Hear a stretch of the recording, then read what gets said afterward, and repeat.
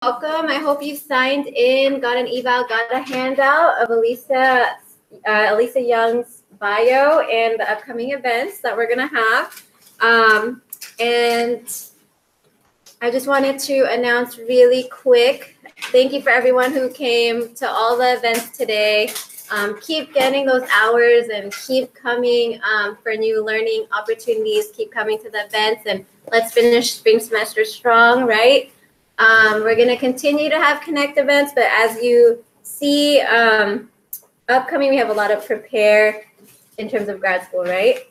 So those are just quick announcements. At the end, we're going to take a picture, a group photo, and then you can do your evals and make sure you sign out. So make sure that's a habit, signing in and signing out every time, and that you're keeping track of your hours. I want to just do a quick check-in question so everyone knows each other in the room. And so Alicia knows all of our wonderful students. So say your name, and the check-in question is, let me find it.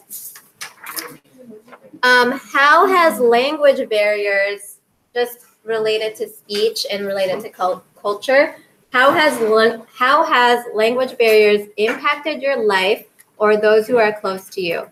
So how has language barriers impacted your life or those who are close to you? And I get started off. So I'm Anna, program coordinator for this year, and language barriers have impacted my life in terms of me connecting with my grandma. And although I was so close to my grandma, second mom and everything, I wish I knew how to speak my home language, because then I would have been able to talk to her way more, and it would have been way easier to get all of her stories and just know all about her life. So that's how it impacted me in terms of my language, from my culture, and just personally affected me. So let's go. Who's a brave soul? I don't like when I have to call on people, but usually when I call on you, then we go a certain way. So who's ready? Thank you, Danielle. My name is Danielle, and I think my story is the same, kind of the same as hers. The language barriers between people. I don't know how to speak Spanish. I know a little bit, but he's always asking me questions, and I don't know. And then my grandma was the one that translated for me, and my grandma passed away about a year ago. So now we have no translator except my mom, but my mom's not. So yeah, that's how language barrier impacted my life. Thank you for sharing. Let's go this way. Vanessa? Yeah, so my name is Vanessa. One way is that I sometimes work as a translator for my OT internships, and sometimes it's difficult to being a native Spanish speaker, translator. Sometimes I can't find the right words, and sometimes it's my job to be a translator, and it's very frustrating when I'm not able to translate a word or a certain phrase, because that's my job, and it's just very frustrating. I want to communicate something, but then it's difficult when you don't know all of the locales. Right. Thank you for sharing. Let's go back that way. Hi, my name is Cynthia. I think a language barrier that I've faced is definitely what Vanessa was saying. Since I work at hospitals, I think there's also connecting with individuals who don't speak the same language as you. So trying to find ways to, explain or even to, let them know what's going on when they don't speak the same language or a totally different language than you. So it's that barrier of how can I, express what I want to tell this person when there's absolutely no way I can formally communicate with them. Thank you for sharing. Hi, my name is Marilyn. I was actually going to say pretty much the same thing. I'm not sure if it's a twin thing or what it is, but pretty much I was going to add on to how we use different body language to communicate with the patient or with anyone who doesn't speak the same language as you do. So using different resources, whether it be pamphlets or just body language in general. Thank you for sharing. Hugo? Hi, my name is Teresa. A language barrier that I've experienced is, just like Vanessa said, with translating. I volunteer at a speech clinic where I had to translate, and I find that a lot of the big terms, like medical terms, like in speech language pathology, have been difficult for me. So I've had to like kind of find my way and work around it. But that's what I've been very experienced. You said your name. Thank you for sharing. Go. Lisa? Hi, I'm Lisa. A language barrier that I've faced was probably in Brazil when I was there for a couple weeks teaching kids how to play American sports and English. There was 3 years. So first year I didn't know any English. Second year I knew a little. Third year he's like more so than the rest. And I was just like hard to communicate, obviously, for obvious reasons. And you had to learn their language or little words. So there was a language barrier there. Thank you for sharing. Hi, I'm Karen, and I guess the language barrier I've had is like with one of the kids I work with. He's nonverbal, so he communicates mostly through sign language. He can comprehend English and everything perfectly fine, but when it comes to like actually speaking, because he is nonverbal, he uses his sign language. And it's hard for me because I don't know sign language, even though I probably should since I want to go into speech therapy as well. But the mom is slowly teaching me and we're learning the basics together and we're getting good.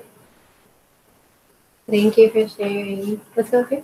I'm Josephine. The language barrier I face is taking my grandma to the doctor, and she doesn't speak any English, and the doctor doesn't speak any Vietnamese. So sometimes it can be difficult for me to explain the type of like why she had diabetes and what diabetes is, and why she needs to take so many medications. It's kind of hard to like put medical terms into a Vietnamese terminology for her. Thank you for sharing. My name is Valerie, and my language barrier is with my son. He has autism and he's nonverbal. So it's very difficult for him to communicate with me. He knows basic sign language, but since he does repeat words, we're pushing for more language. But I would say that's a daily struggle. Thank you for sharing. Yeah, we could. My name is Brittany, and the language barrier that I faced was our internship. I just had last summer, and like I was in geriatrics and pediatrics, so like you have to know how to like communicate with older adults because like if you speak to them like they're a baby or talk to them it's called elder speak. You could offend with them and you just want to make them like consistent and stuff. Thank you for sharing. We could keep going. Christian, and I also had an internship where I had to speak Spanish to them, and I didn't really know Spanish, and I let them know, but I was the only one there that could understand it, so I pretty much had to try my best. My grammar's pretty bad, so I have a lot of Spanish speakers. Thank you for sharing. I'm Summer, and kind of similar to you, Anna, just with my grandmother not being able to convey everything I wanted her to know, and just kind of vice versa, just a lot of things lost in that communication gap.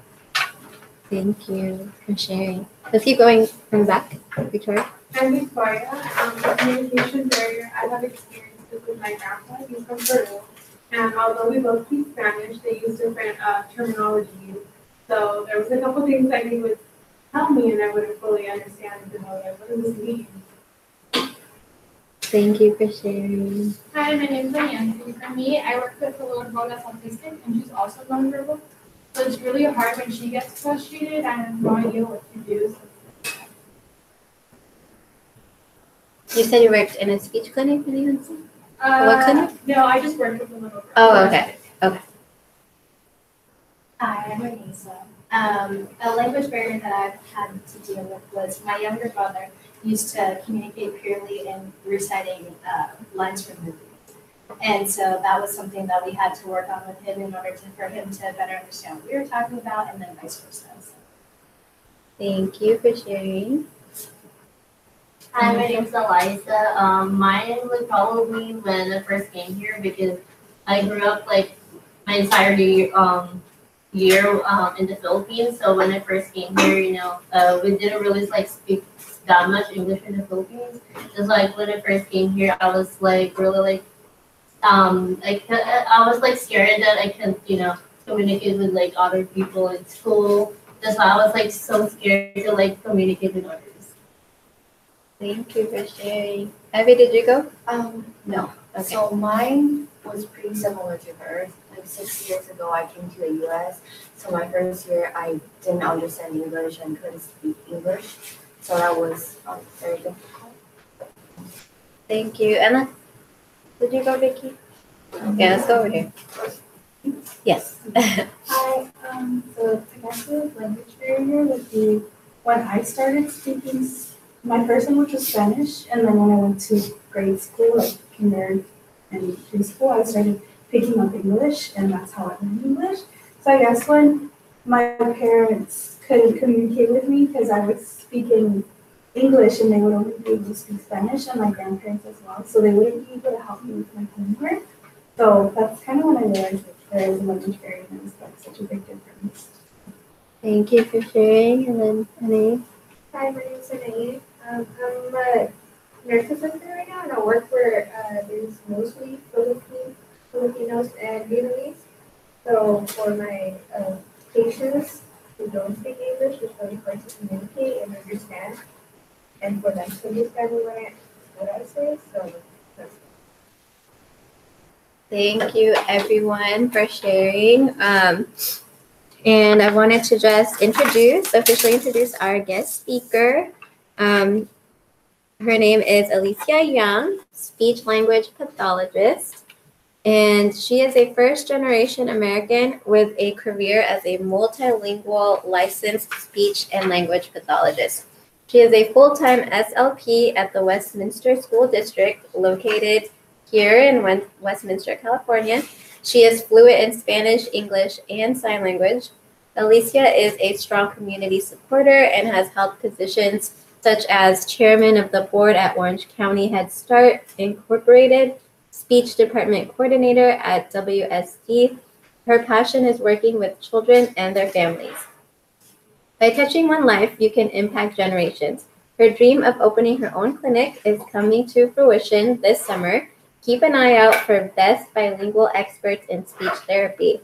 That's really good to know. She is a proud graduate of Cal State University Fullerton, where she earned her master's in communicative disorders degree in 2009.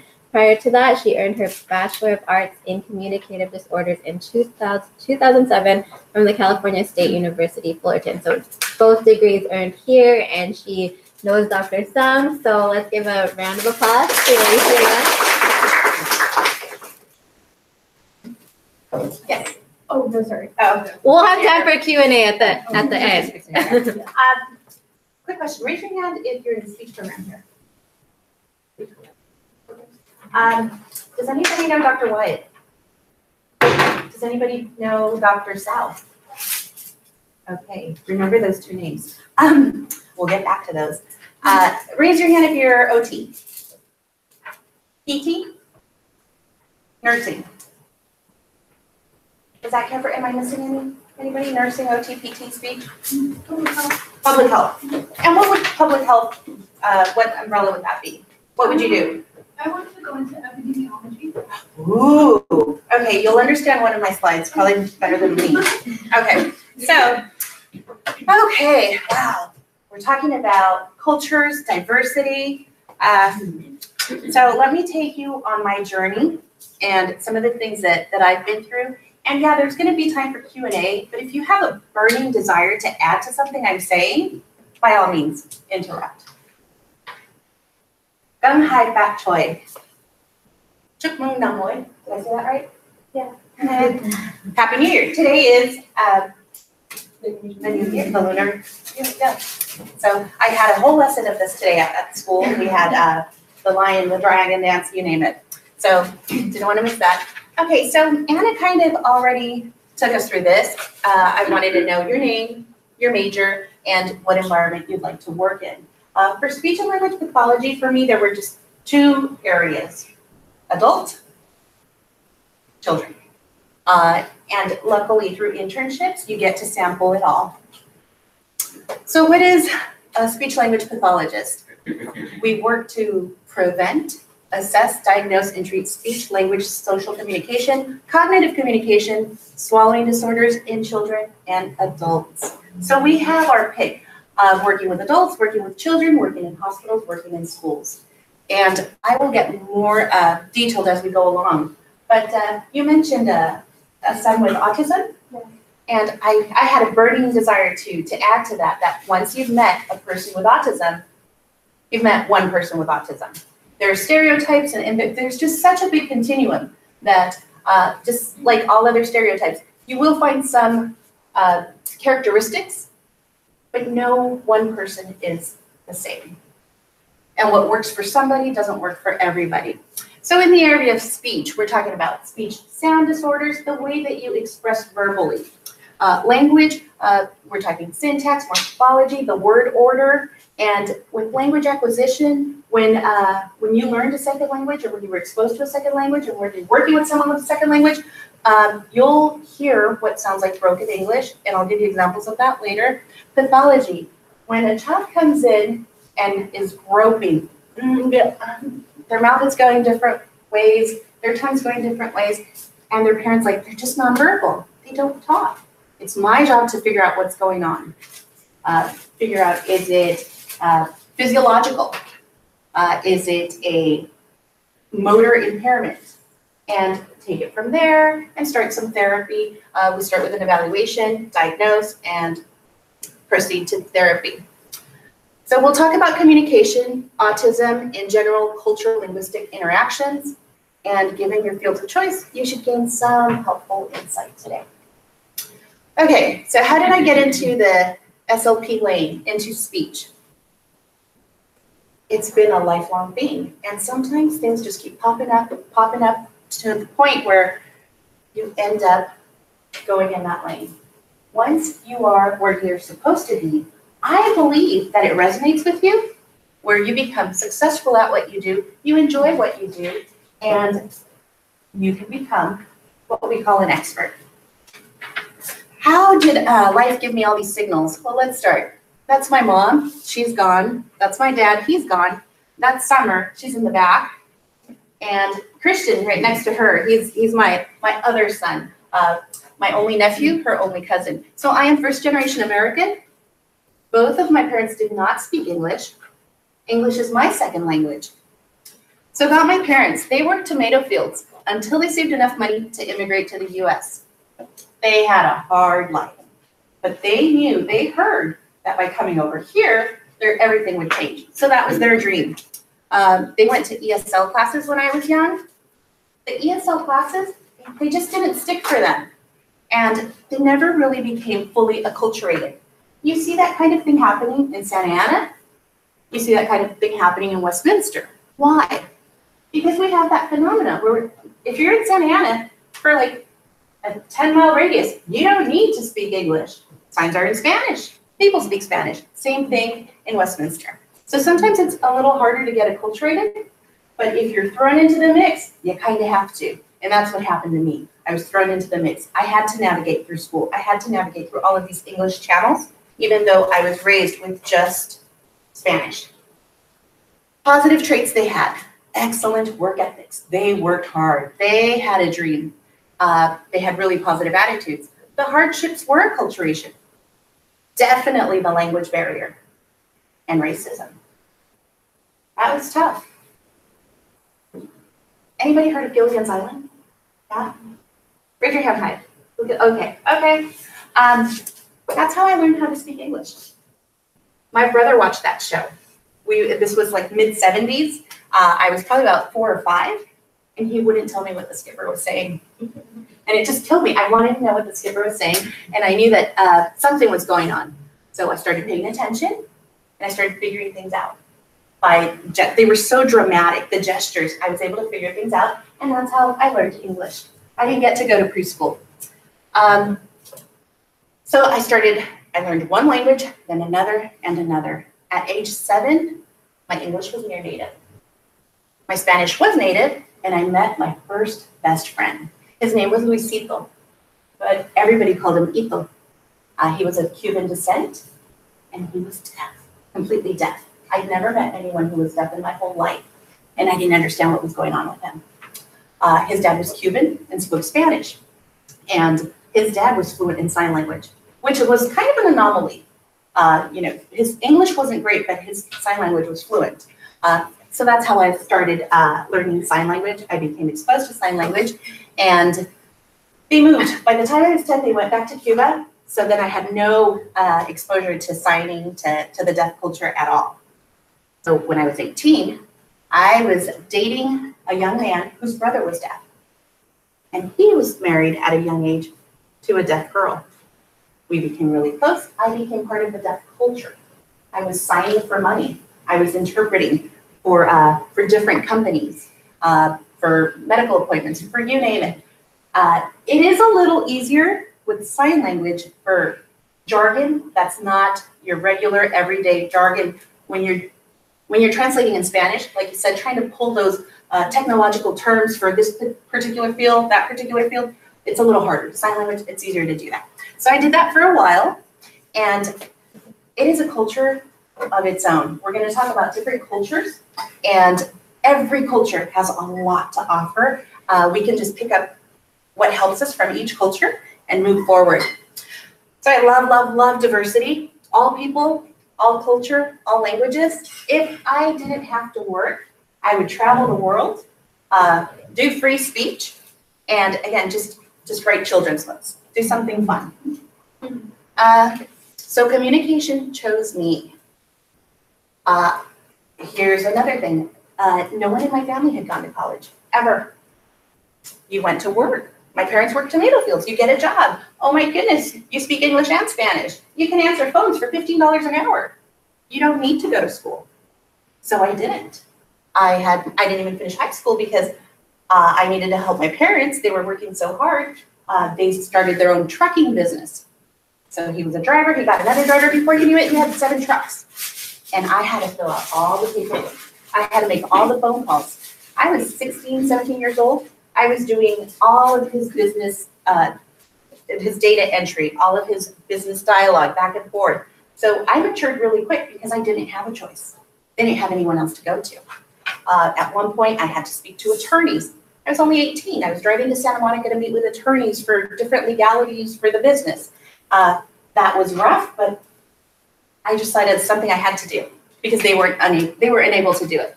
I always worked my way up, just like my parents. I was really hardworking. I worked for the Nielsen television ratings. I worked from the ground up. I was the first one there, the last one to leave. And within 2 years, I had a position that you had to have a master's degree for, but I only had my GED. After the TV ratings, I went to work for March of Dimes, the California Birth Defect Monitoring Programs, and we had several epidemiologists. I ran the research department, and again, I started as kind of a telemarketer and worked my way up, ran the research department. And then 9/11 happened. Our funding was pulled. Sorry, birth defects are no longer our top concern. Defense is our concern. So we had to shift, and half of the department got cut. I got cut too. At that point, I had a daughter that was 2 years old. And I just thought like, oh my goodness. And I applied everywhere. I had good experience, but I didn't have a degree. And folks were being really honest and said, you know, at this point, we're actually turning people away with a bachelor's degree, and you don't even have one. And I thought, what am I going to do now? So that's when I became part of Head Start. Because I was jobless, summer qualified for Head Start. Wonderful program. They really work on parent enrichment. And they said, we need to write a goal for you. I'm like, what kind of a goal? I said, well, how about you go back to school? And I'm like, I guess I'll take a class. So I started taking classes to become a preschool teacher because I loved Head Start. And as I was going through the Santa Ana College program, I realized that teachers were just overworked, underpaid, and hardly appreciated. And they had a lot of work to do, take a lot of work home, use a lot of their own money for supplies. And then I saw a sign, speech and language pathology assistant. $25 an hour. All you need is your AA. I was close to finishing my AA and I shifted. And everything resonated. The whole communication piece, everything. And I thought, this is what I was born to do. So I started my internship. I went to a place called Cornerstone Therapies, a private practice. I had heard excellent things, and it was wonderful. I did my internship. I was there for my last month. I was about to graduate, get my degree, and get my license to become a SLPA, an official assistant for $25 an hour. And I was almost done, and I'll never forget when Miss Jones said to me, you need to wash all this, load the dishwasher. And I just felt like, wow. It was oral motor toys, oral motor, different equipment pieces.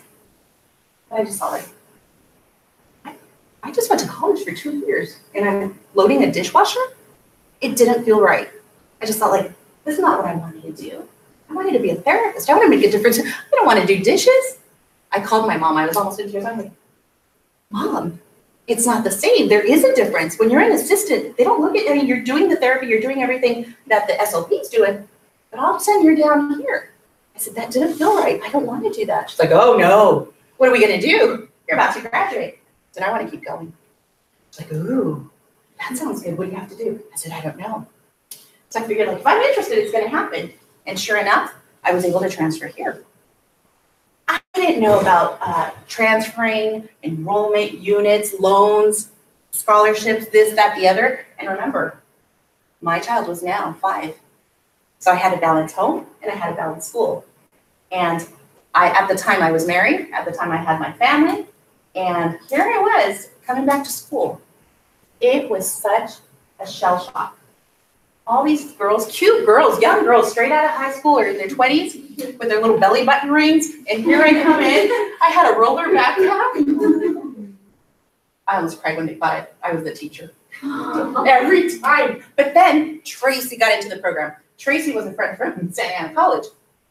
She looked a little older than me. So when we walked in together, they all thought she was the teacher. But after we were in the program for a while, everybody just bonded. Everybody was just part of the same program, working towards the same goal. We all knew each other.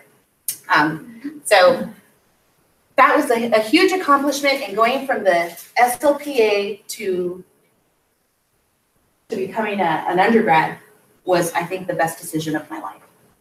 It wasn't easy. It was hard. It was a lot of work. I didn't even want to fill out the applications. That was the worst part to some degree. It's like, all this paperwork, all of this work, and what if I don't get in? You know, you start to doubt yourself. I thought, no, I've got to get in. And undergrad, it was like nothing I had experienced before. Santa Ana College, I kid you not. I was taking 16 units at one time. I was able to manage the classes.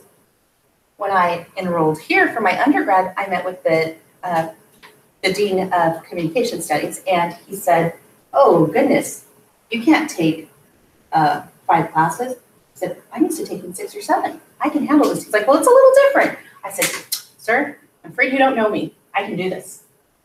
That was the hardest semester of my life. I didn't know what undergrad was like. And I came back to him, and he's like, yeah, you were a big fish in a little pond at Santa Ana. But once you got here, you're a little fish in a really big pond. I'm like, yep. So after that, I took 3 and 4 classes.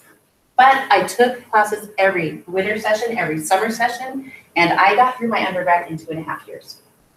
And sometimes it's hard. We all learn different. Through my program, I learned we have auditory learners, we have visual learners, we have kinesthetic learners, and the children that I work with and the adults that I did work with, they all learn different too. I like a combo. I like visual and audio. Different things work for different people. And it was hard not to compare yourself to other students. How about that student? You're taking a test and you're like 2 pages before you're done and you hear their pencil slam down and they get up and you just feel, oh my goodness, like how could I be this far behind and they're already done, and then other people start getting up and leaving. You got to go at your own pace. But I'll never forget, there was a couple of girls in my undergrad program. Finally, I approached one of them and I said, gosh, you're really messing up our curve, our grading curve. You know, she was grading on the curve and you're really messing it up. I didn't know it was possible for you to get 102%. She got 102%. So it would mess up our curve. And I was always teasing her about, gosh, you're such a great student. You do so well. You know, it's so hard for me. And one day, she finally put me in my place. She turned around and she said, you know what, Alicia, you're always telling me, you know, how good my grades are and how I do this and how I do that. How often do you study? I said, well, I try to study every day. She's like, how often do you study? I said, well, I pay really good attention in class. And she's like, but after class, you go home and study? I said, no, I have a baby. You know, no, I have a family. Okay, what about before the test? How long do you study? I said, well, the week before the test, I try 20 minutes every day. Okay, how often? And I'll never forget my little girl.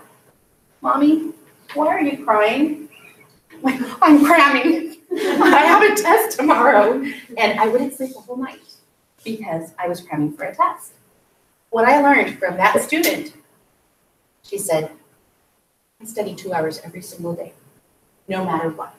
2 hours every day. And I just thought, what? That's crazy. It's like, that's what I have to do to be able to keep up with the material. Those are my standards, 2 hours every single day. She's like, studying doesn't come easy to me. I have noise reduction earphones, and I put them on because I have roommates, and I study for 2 hours. Because I'm like, oh, I'll never complain about, you know, how well she does again, because I wasn't putting in the time. I was never taught to study. I was taught to show up to school. I was taught, you know, pay attention. But then I realized I have to plan. I have to study. In order to succeed, you have to plan. If you don't plan, guess what? You're going to stress out, and you're not going to do that well. We all have our own personal habits, our own personal way of doing things. Whether it's planning therapy, whether it's planning to study, whether it's planning to meet your goals so that you can pay your bills, you need to plan. You need to start writing lists or whatever works for you. But planning is the key, ladies and gentlemen, for everything. You don't even have to write it down. Maybe you're real auditory where you can keep it all in your brain, but you have to plan. Communication. Okay, so communication is exchanging information, and it's key to understanding messages sent by others. These messages can be gestural, they can be verbal. We have what we call receptive language skills. That's what you understand. And the norm is that all of us understand more than what we're able to say. Now, when you're acquiring another language, before you're able to speak that other language, the norm states you should be able to understand more of the language than you're able to say. And that's what's happening today. If you're unable to speak to your relatives in their native language, chances are you do understand to some degree because your receptive skills, again, are higher than your expressive skills. And what happens is family members don't demand that you respond in their language. When you respond in English or with gestures, they accept it and they leave it alone. By doing this, guess what? Your expressive skills will never elevate. They will stay the same. And that's what's happening today, where unless you practice speaking the language, again, you'll always be able to understand it more no matter what. But unless you practice speaking it, you're not going to be able to be fluent or near fluent. Expressive language skills. The way that you send your message, whether it's through sign language, whether it's through the spoken word, or whether it's a facial expression, or your body language. Pragmatic language skills. These are social skills, interactions that are verbal and nonverbal. You can tell when someone's bored. You can tell when someone's mad. Sometimes when we're working with different students that have different concerns, the social piece is impaired, and they're a little harder to read. We'll talk more about that in a minute. Okay, there's so much more than just exchanging information. Culturally speaking, we have different beliefs, superstitions, eye contact. In some cultures, it's acceptable not to make eye contact. In some cultures, it's absolutely not acceptable. Look at me, why are you looking at me? And sometimes when we have kiddos that have autism and they don't look at you, and your social norm expects and demands that you make eye contact, creates for a real gap. Conversational style. So where I'm from, my aunt would come over, and her whole purpose for coming over was to come and ask my mom for something. But she wouldn't get to it for an hour or two, and that was just part of the culture. You don't ever bring it up first. And I would tease my mom, gosh, if she could just say what you wanted, then, she left, then we could do what we're gonna do. But conversational styles. And there's rules for all cultures, for all languages. One of the things that I wanted to share, because it's the new year, egg rolls. They symbolize, what I learned, because they symbolize blocks of gold. And that's why for the new year, there's always a lot of egg rolls, because they symbolize blocks of gold. The noodles. The longer your noodles, the longer your life. They symbolize a long life. And it's taboo to cut your noodles because you're cutting your life. Shrimp. Shrimp represents happiness. So I want shrimp. Traditions vary. Acceptable actions vary. This is a real photo. Summer, where did we take this photo? It was in Greece. And I just wanted to know, how'd they get out of the car? It's very, and you know what? Everybody was cool with it.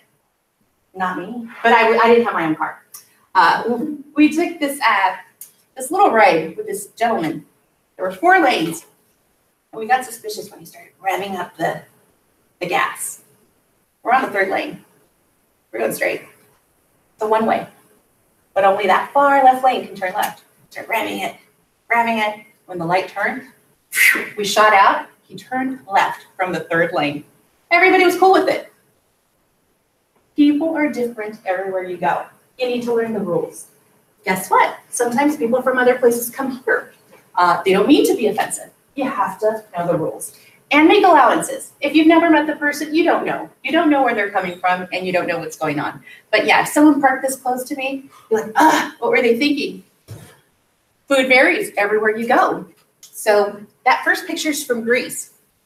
I ordered a Greek salad. All of my Greek salads always had lettuce.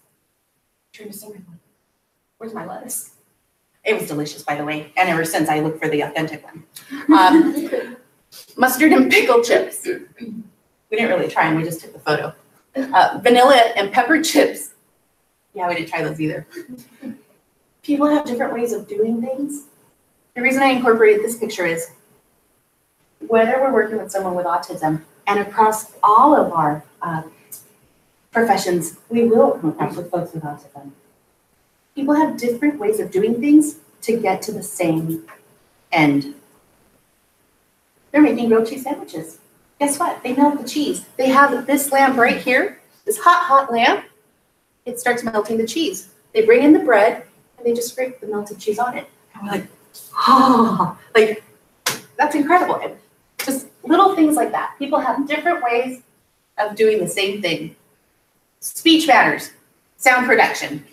Phonemes. Phonemes are units of speech. So that's how we break it down. To make words, we use pitch, we use inflection, we use tone. It all matters. Or does it? It depends where you're at. No joke. Totally depends where you're at. Where were we, Summer? Why I brought her. France. We were in France. And you know what? We were done with going through French restaurants.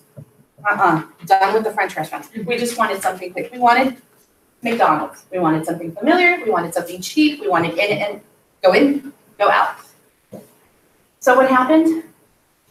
We didn't know where there was one. And back then we didn't have Yelp. We didn't have the little navigator to tell us where the nearest McDonald's was. So we depended on communicating with these folks that didn't speak a lick of English. Excuse me, McDonald's? You would think, okay, I was already a speech pathologist. I thought, I can do this.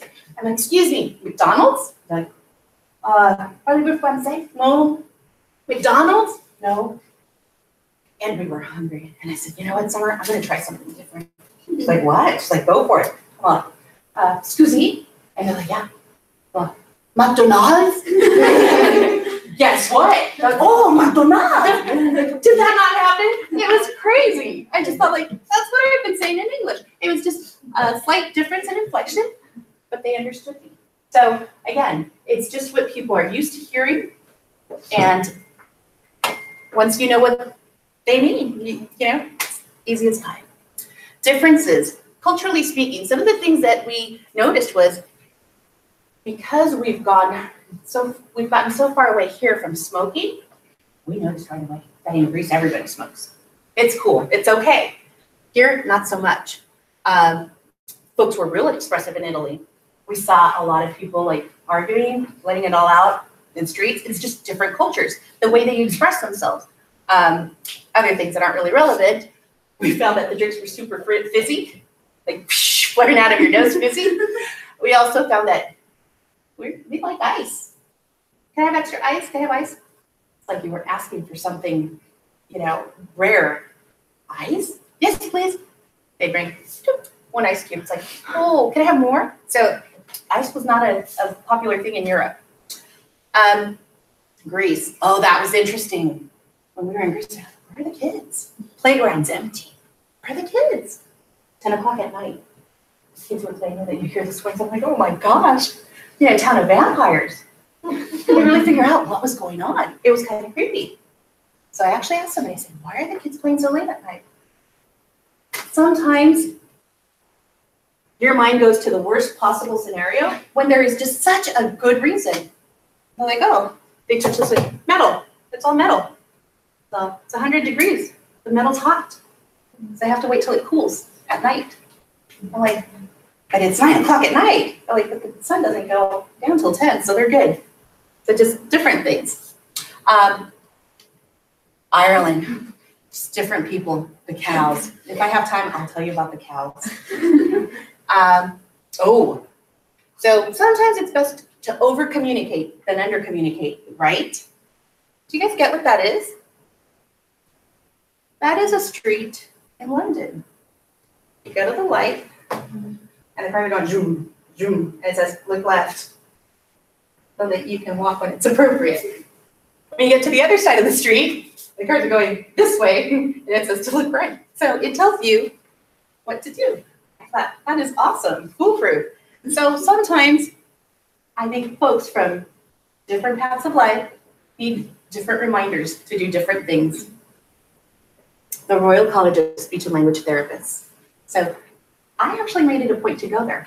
I was in London, I'd watched the King's speech, I wanted to know what they were up to. So after knocking for a while, they actually opened the door. And they came out and they said, can we help you?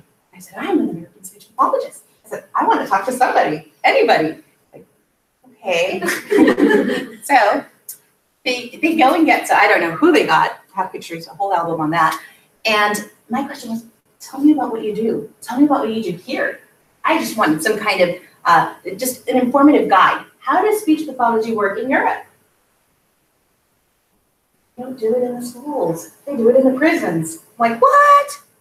A lot of the speech pathology, the therapy at that time was going on in the prisons and hospitals. More of the stroke victims, the swallowing, the feeding, but not really public schools. So that was really interesting to me. And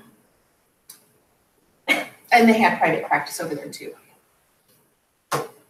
Okay, so you have your options for different settings. Helping children, you can work at a hospital, private practice, schools, adults, hospitals, skilled nursing facilities, private practice. I liked working with children more than I liked working with adults. I'll never forget Dale. He was, he had a TBI, a traumatic brain injury, an insult to the brain in the frontal lobe. That's where your executive function occurs. So Dale would walk into therapy with a crowd about this big because it was group therapy at a rehab facility. And he would cuss up a storm, get in your face and cuss you out. I was brand new. I was an intern. I didn't know what to do with that. I'm like, oh, if you'll just please sit down. And he'd tell me, where to go. And it was hilarious. My mentor walks in. She cusses out Dale and tells him to sit down. And guess what? He did. And she's like, you just got to get to the point. I'm like, I don't know that I could have pulled that off. And I would have gotten fired. But this mentor, she did what she wanted whenever she wanted, and it really worked for her. And she's famous now. So like I said, adults were harder for me because these were people that had the ability to speak, they had the ability to express themselves, and from one day to another lost it. And they also lost other functions sometimes, but what they wanted was someone to care, someone to be there. And because they were older, a lot of times family wouldn't visit, and they weren't getting their skills back that they already had. What I found with children is they didn't know any better. They never had the skill. So they were learning. We were learning together. I was giving them tools. So there wasn't that skilled nursing facility issue that I found, that after working with Betty and just giving her a positive outlook in life, telling her it was going to be okay, we really needed to work on speech so that she could call her family, so that she could just breathe an I for high and hang up. And by the end of the session, I had 5 minutes left, and she was pumped up and she could do the and ah. But by the next time I saw her, I'd have to start from scratch. No one had been there to visit her the whole week. She was depressed. She was older. She just didn't want speech. So and I'd have to start from scratch again. So for me, it was a lot harder to work with adults because, again, they had the skills and they lost them. It was so much harder to regain. They'd also lost a lot of other things. Mobility sometimes. Sometimes when there's a language barrier. I experienced it in the family. Uncle Nady, oh my gosh, United Nations of the family. He kept everybody connected. He talked to everybody. But then Uncle Nady lost his hearing. What? And it was so frustrating. And I'll be the first to admit, it really was. To repeat everything really loud. But being a speech pathology person, I had my communication board. I could just point to the words or have them write something up back and forth. But it was a lot harder than just talking. You know what? Family wasn't really talking to him as much as they used to. It was a sad reality. And that's what I experienced. In the adult side, I have a friend who works skilled nursing facilities only, loves it. Best thing ever for her. So once you get going, you do your internships, you'll figure out what speaks to you and where you want to go in life. And you don't always have to stick to one. You can go back and forth.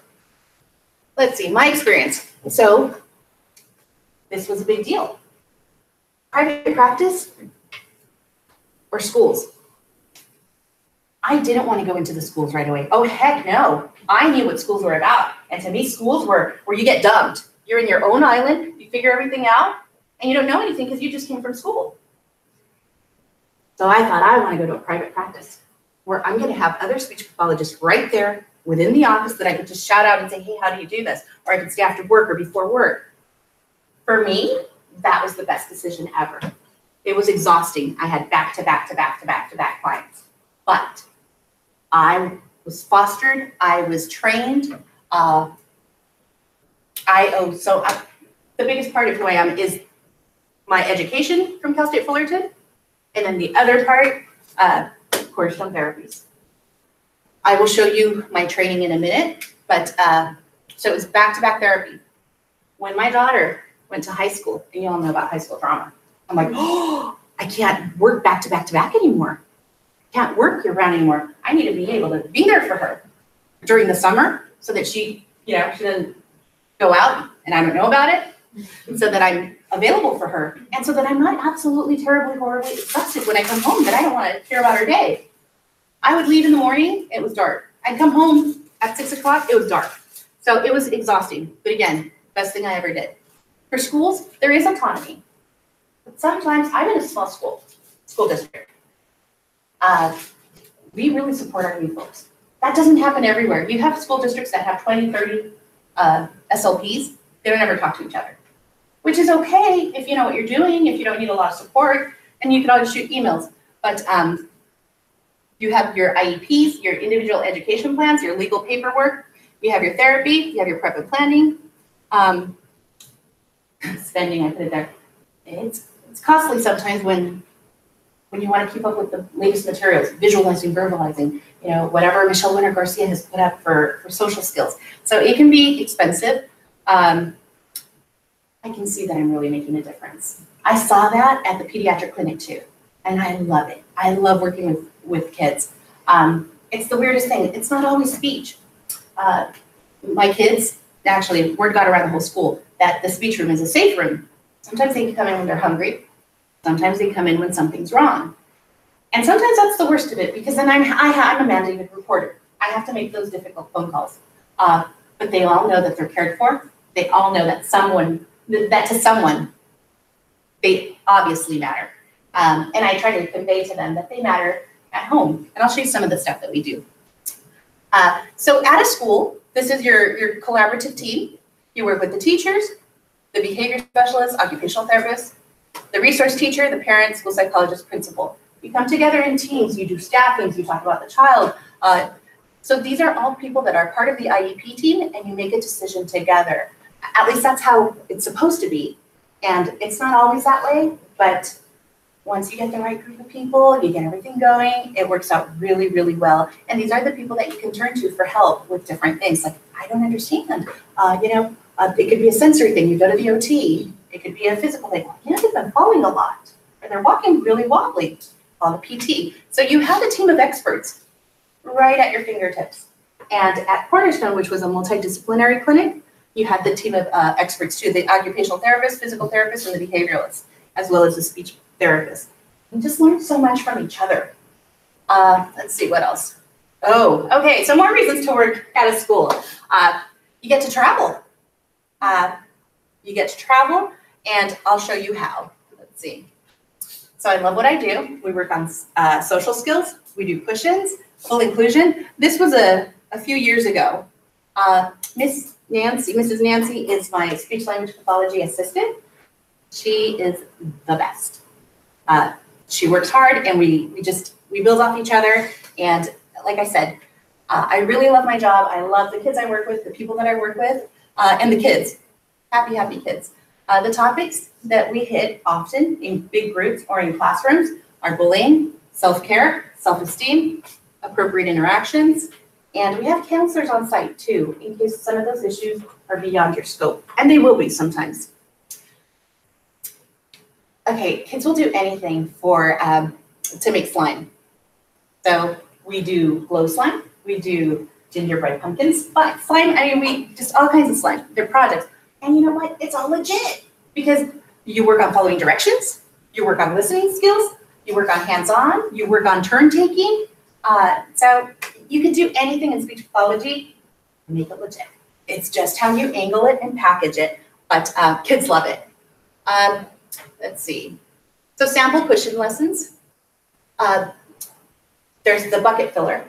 That's a book on how when you do something for someone else, you're actually doing it for yourself. It feels good to be good to others.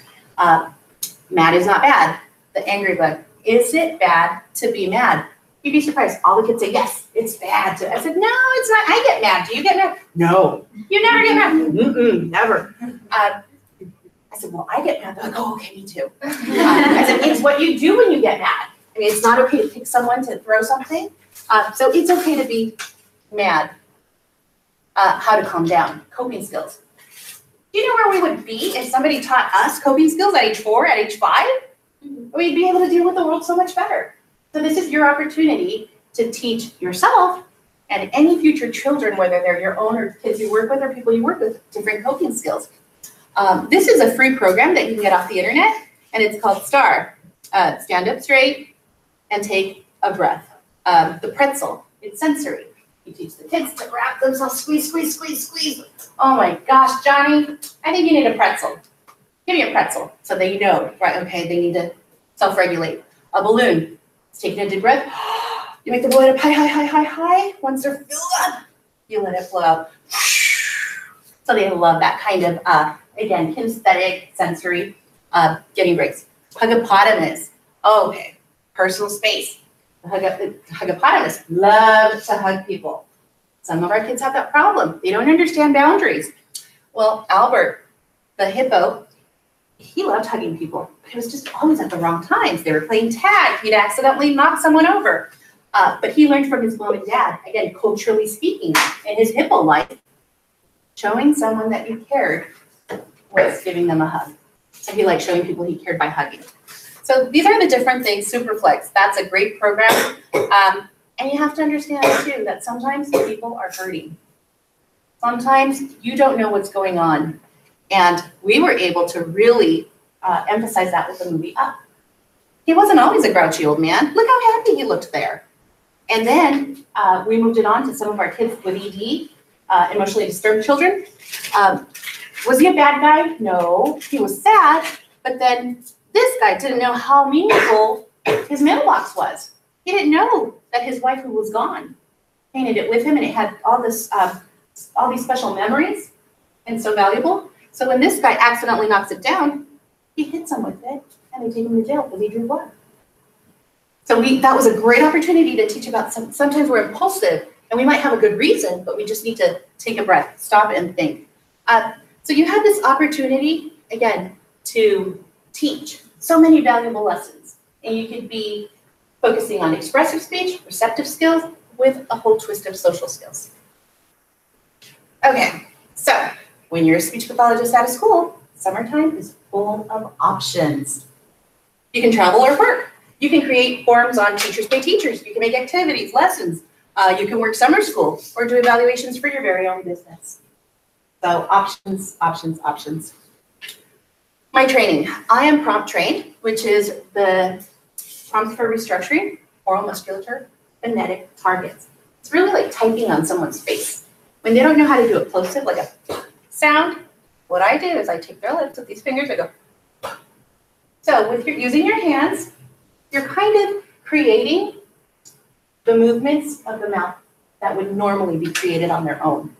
So it gives kids that kinesthetic feel to the movements they should be making. Beckman oral motor trained. So a lot of folks don't believe in oral motor, but the way I look at it is you have two people. One is super athletic, jogs, keeps in shapes. The other not so much. They prefer to read. That's me. So you have these two people. They've never played tennis, ever. Which one do you think is going to do better? They might not, but chances are the person that's in shape. So my belief behind oral motor is if you're practicing that tongue lift for the nasals, for the labial dental sounds, you're practicing that movement for those kids that aren't able to lift their tongue, chances are it's going to help them make the sound. I've had success with it, so I keep doing it. Canon certified, it takes two to talk. That's a great program. You can go on their website and get a lot of information to help in your speech career, teaching social skills, social thinking, that's another great one, and culturally and linguistic diversified. Show me the money. It's ready for this. Okay, so I love what I do. So I love to talk about it, and I love to encourage other people. Be a speech pathologist. My gosh, you can travel with me in the summers. You can do so much. You can be off by 3. Yeah, you'll have to do reports at home, but you know what? It evens out. This is the salary schedule for Westminster School District. By the way, you can go to any computer, any website for a school district, and look up salary schedule for any of the positions, classified, certified. So any school district, you can look this up. This is how much I started at way back when. But if you see, by year 6, it stops. It doesn't pick up again until year 15. All school districts are different. I heard a rumor that at one time, Montebello School District started you in the 90s, almost 100K. You would start at 100K in Montebello. Not bad, right? You pay your loans. Okay, so here you have Garden Grove Unified. They start lower. But if you notice, at year 6, 7, here they caught up to Westminster. So by year 10, they passed Westminster. 11, 12. So if you're at Westminster for 12 years, guess what? You wouldn't have been making. So a lot of folks shift from Westminster to Garden Grove right at year 10 because you make more money. So there's just so many things that you could do with this degree.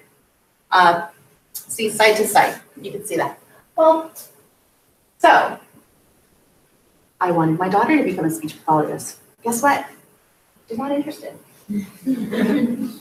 So let her deal with the criminals. She wants to go into criminal law. I think that, to me, that's too much work. That's too hard and too emotionally. I can't do that. So we'll support her with that. So here we go. This is from ASHA, the median calendar of salaries by state. The reason that all of the states aren't represented here is they didn't have enough feedback from each state. California, the median is the highest. So guess what, ladies, you're in California. It's a good place to be a speech pathologist. That is the median. That is not the highest, that is not the lowest, that's right in the middle. Okay, so what do I do in my free time? I can't get away from communication. Remember, it's my life thing. I love it. It's terrible, but sometimes, you just can't help it. You're at the store, you're at DMV, and you realize, oh my gosh, they've got a lateral lisp. They're, they're past their, their younger years, and it's not developmental. I wonder if they're getting intervention. And you have Summer, my daughter, Mom, stop. Okay, I'm not gonna say anything. But everywhere you go, there's something that has to do with our field, different things. Atypical. Like I said, folks were very judgy about Atypical, the show, and how autism was portrayed. But like I said, once you've seen one person with autism, you've seen one person with autism. Everybody's different. I enjoy all of these movies, bless you, all of these shows. And whether you're in this field of speech pathology or not, this could be your take home today. Borrow that book from the library or buy it. That is a very interesting book. If anything, it'll make you feel smarter after you read it. Just the concepts about these disabilities that we call disorders, or these labels that we call disabilities, just gives you a whole way of looking at them from another perspective, one you may not have considered. So I don't get anything. You buy the book, I'm just telling you, I like the book. A few take-home points. Okay, so life has a way of falling apart and then coming back together. You're not always up here. You're not always down here. I've experienced that life is like this. But I gotta tell you, ladies and gentlemen, if you have a good education, if you have a good job, no matter what life throws at you, it's easier to bounce back. The week I was accepted into grad school, I found out my mother had terminal breast cancer. And she started with breast cancer, she was terminal. And I said to her, you know what? I don't care about school. Whoops. All I care about is you. I said, I don't want to miss time that I have with you because of going to school. And she said to me, I don't want that to change. If you go to school, things will feel normal. If you stop, we'll feel like something's wrong. And she said, when I'm gone, I want you to be able to support yourself in case anything happens. Guess what? Something happened. But guess what? I can support myself and my daughter and pay for her law school. So things will happen. Good things, not so good things. But once you've secured your education, no one can take that away from you. I don't ever have to start at the bottom again. I don't.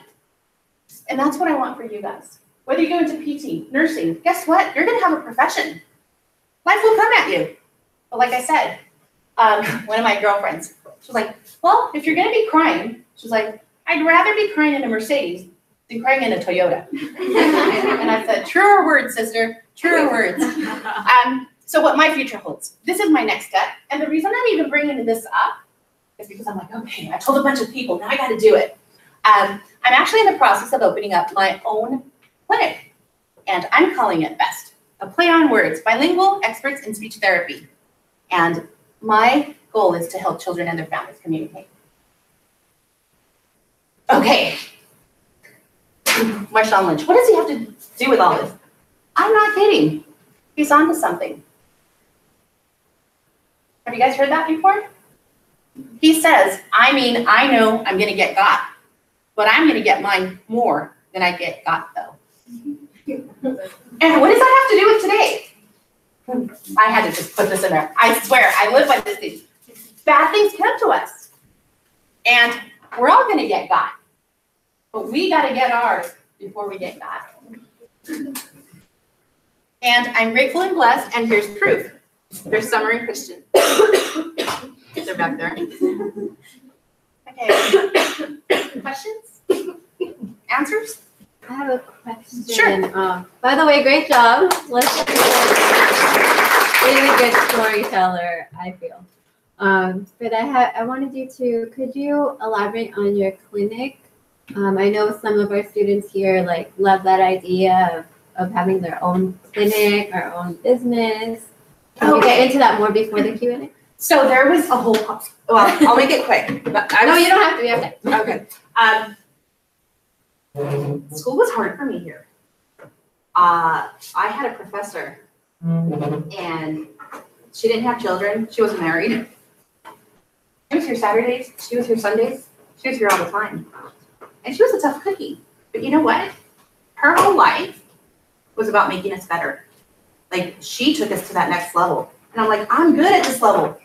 Nope, she wasn't having it. Everyone in her class had to be next level. And I've got to tell you, when I left Cal State Fullerton, and I was writing like 25, 35-page reports. By the way, I've never had to write a 25 report since. But I was writing, and I knew I was writing. I had a fluency expert teach me about fluency, Dr. Sal. Dr. Riley, he created the stuttering instrument. Guess what? He was a huge supporter of our stuttering clinic, and he would come in and do lessons. Speech pathologists, you'll find, whether they know about fluency or how to handle stuttering, whether they're really good at it, they still might not like to do it. But most of them, I gotta tell you my experience, they shy away from it, especially if they weren't Fullerton students. Do I like it? I don't know that I like it. I'm just really good at it. So I get the fluency kiddos, and I'm okay with that. I know exactly what to do. When someone from another school gets a fluency kiddos, guess what? They're calling me. What do I do? Oh my gosh, how do you do that? That's easy. Well, to me, it was easy because I was trained in my sleep by Dr. Sapp. Multicultural, Dr. Wyatt. She knew her business. She still knows her business. She knew it so good. Like I said, she took this next level. I walked out of here with confidence. That is one of the things that, if you don't have it, get it, build it, figure it out, plan for it, whatever you need to do. You need to walk out of here with confidence. Confidence that you know your stuff. Are you gonna have experience? No. You'll have your internships, but you'll have all of the information, all of the training that prepared you to be able to get a job. Confidence is important, guys. When I walked out of here, I knew that I knew what I was doing. When I got hired at a higher salary because I came from Cal State Fullerton, because I was able to show that I knew what I was doing. Because they knew, oh gosh, those students. And guess what? Even when we hire at the district, we know that certain colleges, believe it or not, we know, okay, this area is going to be kind of weak because they're not really strong in this area. But we know that when we're getting a Cal State Fullerton student, solid. Solid. So, about my clinic, is that where I was going? Okay. But, so, they say that if you apply yourself in a specific area, research shows you can be considered an expert. Well, imagine if you apply yourself and you love it. And you become like just a natural expert. I'm ready for next level. I can work for folks and get paid a portion, or I can work directly and get the full amount. Setting up a clinic is not hard. It's just a lot of paperwork. Did I tell you I don't like filling out applications? It's a pain. I don't like doing budgets either. But setting up your own clinic, the most important part of setting up a good clinic. Anybody? What's the most important component? Having a person that knows what they're doing. Word of mouth will get out. If you're doing an ed job, guess what? You probably still will get some business. But if you're doing an awesome job, exemplary job, people will come to you from everywhere. When I was working at Cornerstone, people came because they wanted to know about the different linguistic developments for language acquisition. Parents wanted to know. I had handouts, I did workshops, I did everything. Because again, I was fresh out of school and all of a sudden I got a job, but I had all these extra hours because school was working me to death. So when I got a job, it's like, whoa, I have so much time. Even I have a kid. So again, setting up your own business, not that hard, but I would definitely not recommend it right out of school, unless you have support, unless you're going in with somebody. But I wouldn't recommend it from right off the bat. Any other questions? No, that was perfect. Thank you. Let's open it up to the students. How long did it take you to I wanted to take me to be fluent in sign language. That's a hard question because I thought I was fluent when I was a little kid because there was nothing I couldn't think of to say to Etho, and I understood everything he was saying to me. But I would say that I realized I was absolutely fluent by the time I was 18. How long could you, if you immerse yourself, I say that you could be fluent in a year if you immerse yourself. But you see what I did? I associated every sign. This is the sign for start. The way that I always remembered it, never forgot. I'm like, oh, like a car. You stick the key and you start it. Bless you. Thank you. Bless you. To me, that's all the germs coming out when you sneeze. Bless you. Sorry, I didn't mean it like that. Just association. So if everyone learns different, the way that I learned everything was associating it with something, tagging it. So it really just depends. And how much do you want it? How badly do you want it? Anybody else? Anything else? Yes. You mentioned that you have a difficult time as far as like the workload coming here, like the transition from like the junior college to coming here. It was like a really big thing, and I feel myself experiencing that because I'm also transferred. And I'm just having like a really hard time, like you did, really dedicating those hours. Like when you said 2 hours, I'm like, okay, I have 4 classes, like I have 2 jobs. Like how am I like really gonna break this down to be that student that my professors are looking at and, you know, are willing to give me a letter of rec, and yeah, really struggling on that. As far as like GPA, like making sure it's up there, but I just like want some tips or like how you overcame that. Okay, that was rough because I kept comparing myself to everybody else. And honestly, most of the folks in my, it wasn't called a cohort, but in that arena that we traveled together and ended up graduating at the same time, they didn't have kids. They had different lives. So everybody comes from a different path. And I would say the best advice I can give you, again, plan. Stick to your plan. Plan to study. And for me, studying was boring. I mean, I read it. It was more interesting if I paid attention to the professor, but then I had to go home, apply it, and read it. But that didn't work for me. I had to write study guides. Again, at this point, I wasn't, because I didn't have the audio visual of the instructor, it was just me with a book. I even tried recording myself and listening to it. I got bored. What I had to do was write write notes, and then update those notes. And that's how I passed my comps and my CASAs, just writing my notes, but making a plan to do it. What really helped in hindsight was pairing up with somebody that had a similar schedule. My best friend Abby and myself, we had a 4-hour gap. And it was kind of like whether we liked it or not, we'd always end up at the cafe together, waving at each other, or looking at each other, hey. So we ended up pairing up. And she would write her study guides, and I would write my own, and then we would swap. And I always felt like mine weren't as good as hers, so I thought I was getting a good deal. Later she revealed she thought the same. So that's exactly what worked for me. Planning it out, and remember, I was cheap with my planning. I didn't want to devote 2 hours. I didn't have them, and I knew I wasn't going to stick to it. It has to be realistic. It has to be something that works for you. So even if you can honestly stick to 5 minutes of planning, writing your little list, and then doing it, wherever you're waiting for something, start writing your little study guide. It's not easy. It's a habit you have to create. It's not easy, but it will get you through it. Yeah, studying sucks. I prefer hands-on. Anybody else?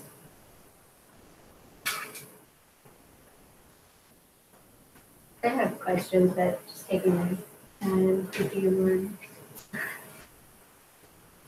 Vanessa. Yeah, I'm actually interested in setting up my LLC clinic after I get my master's, and what would be like some, I know you answered Anna's question, but what would be like some advice to on how to get there, like the process, or like to start?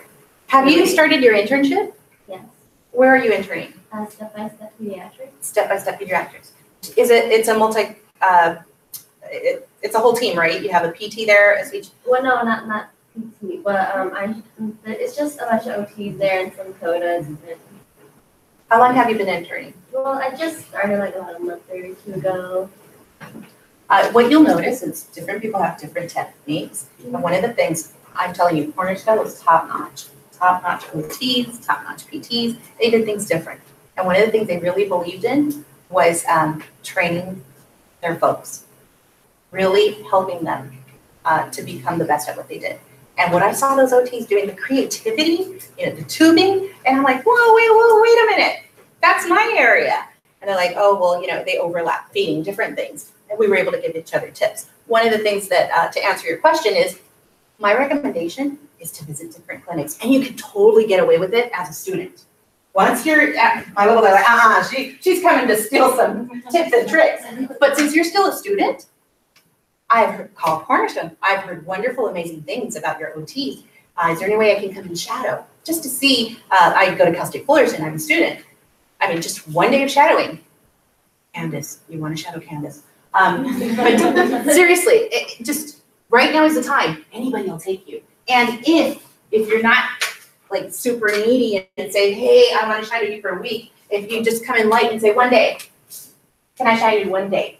That one day, if you like it there and you feel there's more to learn, don't budge and do your best to say, is there any chance I can come one more day next week? And then you get more out of it. You might end up building a relationship where they're like, hey, you're so helpful. Come whenever you want. So as a student, you can get away with stuff. Once you're in the field for a while, they're like, you want to steal our tricks. So more of a competitive component. So you're in a good place right now to be able to figure those things out. Thank you. Yes? Is there a process to go through to get officially certified in ASL? Yes. Yes. You can get certified. There's different programs, but I think one of the more legit ways too is to do your summer. We were just talking about it. That thing you want to do with your Spanish. You show up. The proficiency? Mm-hmm. AP? Is that what they have? The AP test? You do the advanced placement test. Advanced placement test? Or seal of biliteracy. The seal by literacy, you can do the AP test where you just show up, you take your test, they test you. If you score a 5, you're fluent. If you score a 4, so they rate you 3, 4, 5, and they do it for history, they do it for other stuff too. But there is one for ASL. That's what I ended up doing. When I went to Santa Ana College, I needed 3 credits. I showed up on the day of the final for ASL, and I took the final, and that's how I got my credit there. So definitely. So anything else? There are tips and tricks. There's angles to everything, people. That's one of the things that I learned. Anything else? Anybody? Yes. I want to ask you about Cal State Fullerton speech programs. Hey, I never said I liked it. I said they were good. No, I'm kidding. That's one of the things. Honestly, I don't feel that I was able to enjoy it while I was doing it. It was just like, oh, heck yeah. Heck yeah. It was stressful. It was a lot of work. Come on. Did you not listen? 25 to 35 page reports that I've never had to do again. But again, you walk out with confidence, with expertise. You're not able to get it anytime, anywhere else. Other folks that graduated from other places, they come to you. You turn into the teacher. It's worth it. It's not easy, but it's completely worth it. And you walk out competent. That is the key. You walk out competent. California State University, Cal State Fullerton helps prepare you to become competent at what you do, beyond competent. My question was, what's unique about Cal State Fullerton compared to other graduate programs? It's the teachers. For that program, it's the teachers. It is definitely the teachers. It is the teachers. It is the level of knowledge that they have and their passion for learning and teaching. You'll notice these teachers, they take sabbaticals, they're always cutting edge. Dr. Sal, didn't she just go on a sabbatical or something and came back? I mean, There. Yeah. George forgot to stop. So it's definitely the teachers, but I can tell you from her criminal law program here, she goes to Cal State Fullerton. It's pretty competitive too, and the level of learning. She loves most of her classes, engaged, there's passion. Again, I think what makes or breaks something is the person that's teaching it to you. Do they enjoy it? Do they love it? Are they knowledgeable? If they are, guess what? Then they pass it on to you.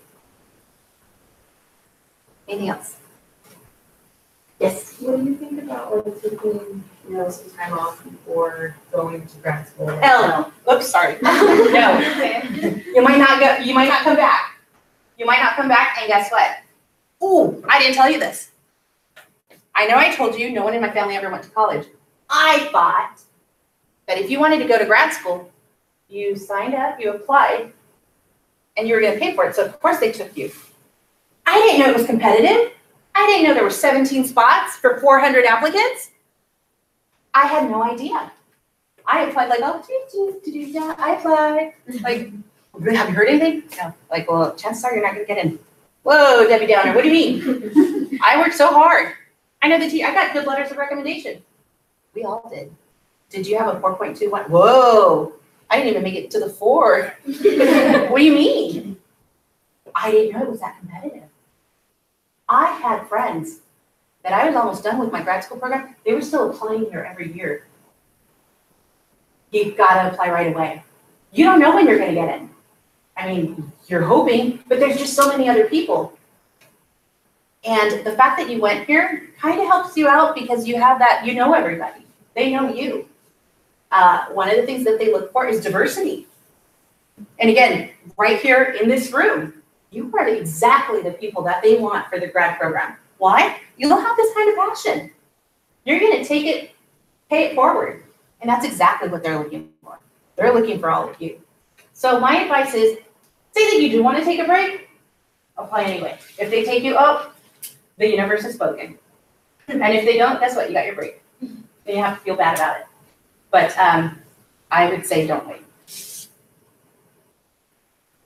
Sorry, I got a little passionate about that. So I was a commerce major, and then I switched to human services. But do you think that passion is what keeps it alive for you? Like passion is what you need to do. So I switched to human services because I felt like conduct disorders wasn't for me. And I switched to human services, and everybody told me not to. But I feel like that was for me. Like I enjoy doing it. Do you feel like you no regrets? No, I don't have any regrets. I just didn't see myself in that environment, and I love the human services department. But do you think do you think passion is what you need, and you need to like what you do? In whatever you do. What do they say? If you love what you do, you don't work a day in your life. I hate report writing. I really hate it. But you know what? It's been a while. I'm good at it. I'm able to get through it. But nobody asked me about my trips, right, sir? Nobody asked all those photos. I mean, we took all these different trips. Guess what? As a speech pathologist, if I wouldn't have been able to afford going anywhere. I wouldn't have been. Greece, France, Ireland. We were out of the country for 30 days. And, again, I love what I do because it enables me to fulfill other areas of my life. I didn't know I liked to travel till I traveled. I didn't know that I was so interested in other cultures till I started going different places and figuring stuff out. So you have to do the things that enable you to be happy. Self-care is important. Whether you're studying, whether you're working, you have to take care of yourself. That's different for everybody. I'm on a budget now, but for me, it used to be spending money on shoes and bags, and not anymore. But you have to, something that makes you feel good. Traveling, a break, a special kind of coffee, whatever it is. As students, you're on a budget. Maybe it's exercising, maybe it's meditating. By the way, I've never been able to get into that. People say that really works. So, I don't know. But I think that it's important that you love what you do. And all of you here are going towards professions that will pay you well. So again, once you have your degree, you'll be able to land on your feet anywhere. Life will come at you, but you'll still have your degree. Yes? What what made you want to leave this school setting and start your career? I never said I was leaving. Because you get an amazing pension at the schools. I'm doing my practice. Summer's going away to study abroad, South Africa, for her criminal stuff. What am I going to do all summer? I know I need to get a life, but I'm working on all these like programs and packets. I want to be one of the TPT people. I just don't have the time to do the teachers be teachers. But there's that lady that was on the news for $1 million. What? Just sharing her activities, selling them for $2. I'm like, I have good activities. You know, stuff that nobody's doing yet. So I totally forgot the question. What's it? Oh, that I had time. I wanted to reach more people, and I wanted to do things my way. When you're in a private practice, there's different rules, there's different sets. I'm more of a giver. I want to do parent ed. I'm at a school right now, so the theory has, actually it's research, but I call it a theory. Theory has it that 10% of the population will present with disabilities. So at any given school, you're servicing 10%. Honestly, where I'm at, I just switched schools. I love my school. I love my other school. I love schools. But I noticed something. I'm supposed to pick out like 10% that need help. Shoot, at this school, it's more like I can see the 10% that don't need help. More like 90% need help. These kids, they're cute, they're sweet, they're able to talk. But once they're putting sentences on paper or reading, it's terrifying. And I'm like, what is going on here?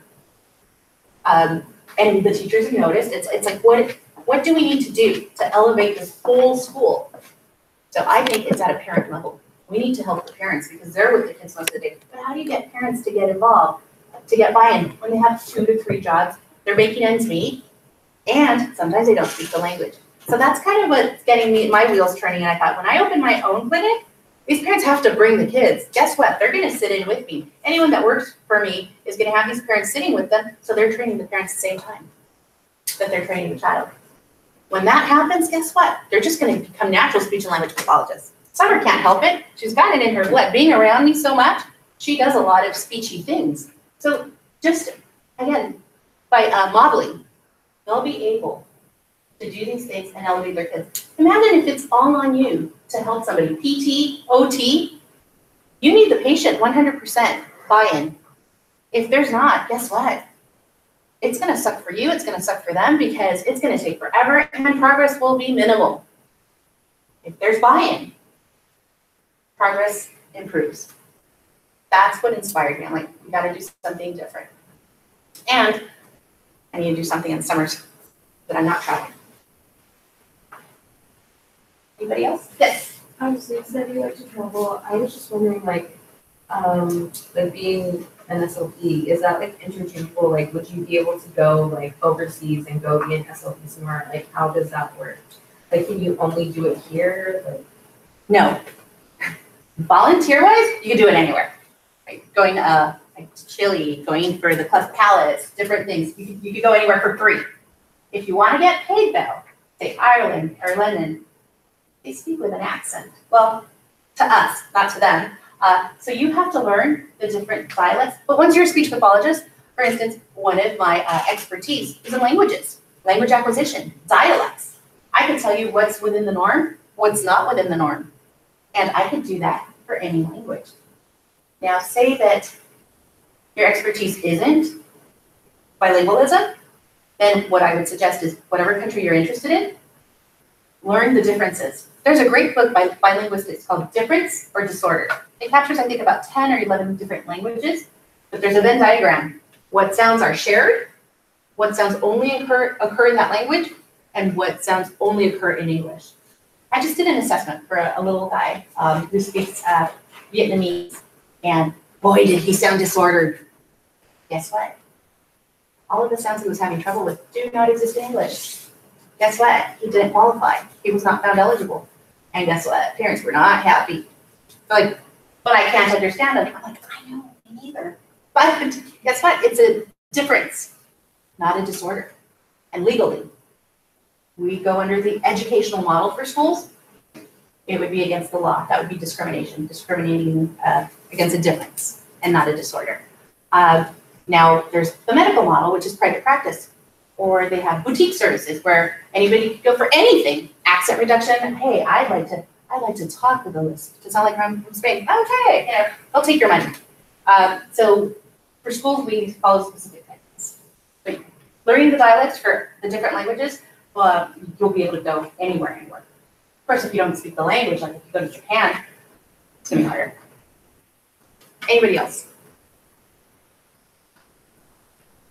I have a question while the wonderful students speak. Uh-huh. Also, there's going to be time, by the way. We're going to take a picture, but you can mingle with Alicia and ask her something if you want to ask her something one-on-one. There's going to be time, and we're all out of here by 7.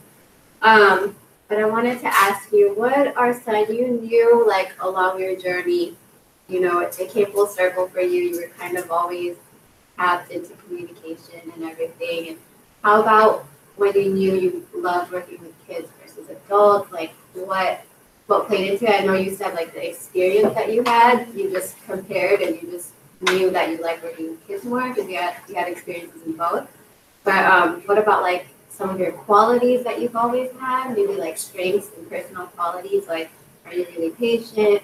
You kind of talked also about your boss. You talked about your boss, your mentor, who was more direct. You know, so what are some of your own personal strengths that helped you succeed in your field? And connecting it to, like, how are you good with working with kids? I love to talk. I'm not patient. And those are probably terrible qualities, but I also like success. With kids, working hard with kids showed me improvement, showed me success. I had kids that were pretty much nonverbal, working with PECS, the picture exchange communication system, and giving this family a source to communicate with their child that they've never been able to communicate. I mean, just wrapping your head around that. It's like, wow, you were this conduit, this intermediary that actually helped communicate, where otherwise there wouldn't. Can you imagine existing without a voice, without making your feelings known? To me, that was the turning point. And I like seeing success. Text works. I had an apraxic little girl. She made the same squeaky sound for everything. And I worked so hard with her for 6 months, 2 hours every week for 6 months. And we were doing the Kaufman cards. And there's a card that's a big happy face. And I remember the first one she was able to do after her squeaky sound was happy. And I'm like, yes, happy. She goes, you happy, me happy, me mama happy. And I'm like, whoa, language just started rolling on. And after that, I only had her another 2 months after that. I was like, hey, it's really hard to bring her, and the clinic's not free. So seeing the success of children. What were my qualities?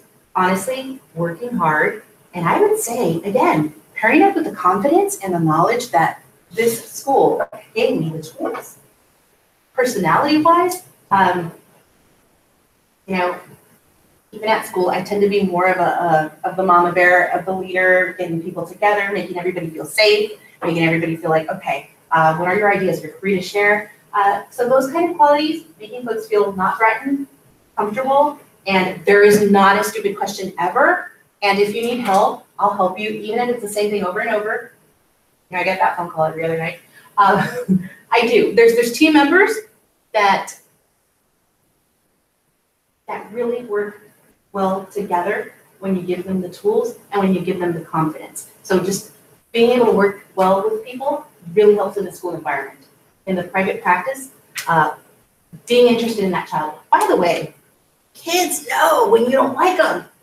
They do. You don't have to say anything. They know it.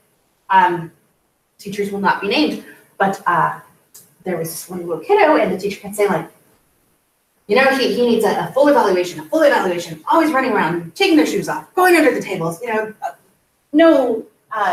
absolutely no rules. Child follows no rules.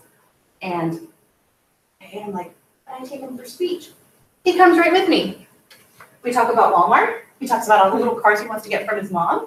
We do speech. I come back. And she's like, I'm not crazy, he does this. And sure enough, once he's around her, he's running away, he's being naughty. And, you know, she's like, you need to listen. Everybody else is listening. You need to listen. I'm going to tell your mom. And what does he do? He doesn't listen. So that's another thing. If you don't like working with kids, don't work with kids. They'll know. If you don't like working with adults, don't work with adults. They'll definitely know. So pick your population based on what you like so that you are a good fit for wherever you land. Does anyone have any last questions for our guest speaker? Okay, well, we're gonna take our picture sequence. And thank you also. We have a gift for you. Oh. So you get to take